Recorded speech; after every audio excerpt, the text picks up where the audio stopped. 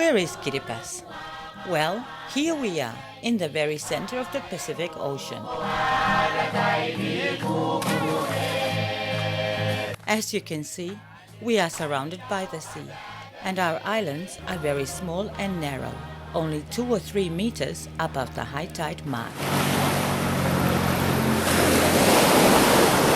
All this is making big problems for us. Problems caused by sea level rise and climate change.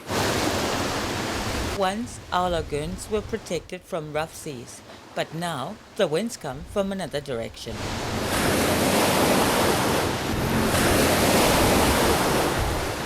Our shores have become eroded and our gardens are being destroyed. It's very difficult to adapt in an environment like atoll countries because there is nowhere to move back to.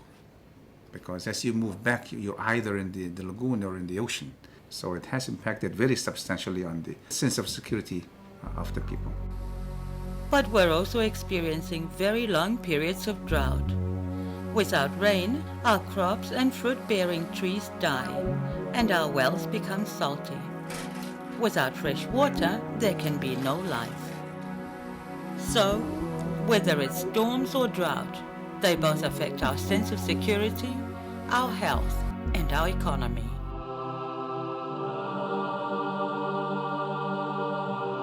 It is now beyond doubt that greenhouse gas emissions directly affect the composition and temperature of the Earth's atmosphere. There was a big meeting in Kyoto, Japan.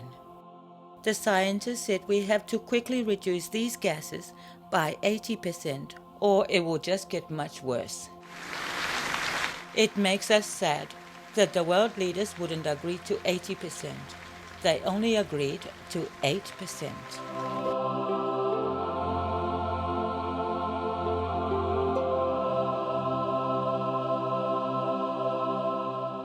So, how will all these things affect Kiribati? To begin with, we must build stronger seawalls.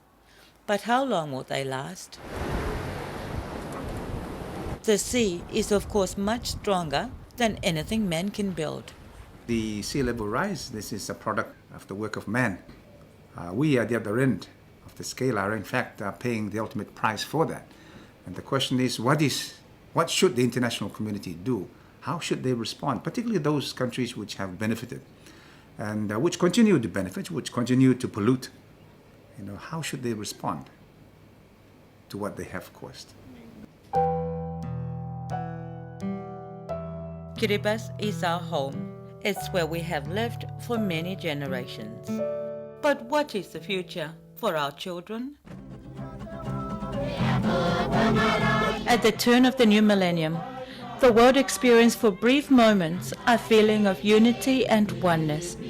Despite our national and cultural differences, we are all the children of Mother Earth, the flowers of one garden.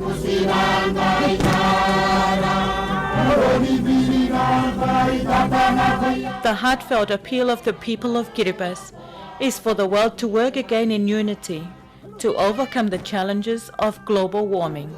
We know there will be sacrifices. We know there are sectional interests. But the future of our small unique culture and our children means that these challenges must be faced before it's too late.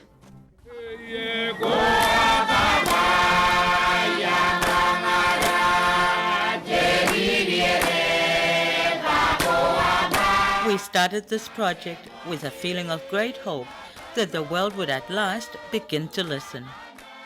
However, very recent forecasts from science tell us that it may now be too late for small island countries like ours. Too much damage has already been done. So, are these images to become a lament for a lost culture? World leaders, we must move beyond talk. Citizens of the planet, it is time to act. Our future and that of many others is in your hands.